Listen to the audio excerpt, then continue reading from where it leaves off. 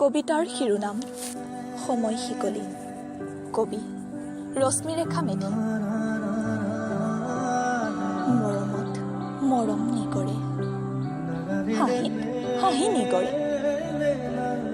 দুখত নিগৰে মোৰ দুখ। কিয় বাৰু নিমাত এতিয়া?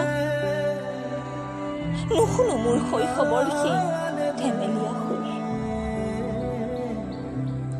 এৰা কেতিয়াবা অজানিতে দুখৰ বাঁহীৰ সুৰে সুৰে গোলাপৰ পাহিবোৰ সৰি পৰে।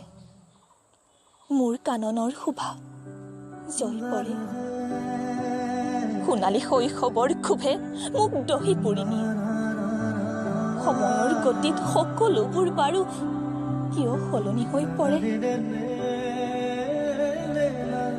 শাৰদীয় সন্ধিয়াৰ সেই শেৱালি সুবাসে মতলীয়া কৰি তোলে।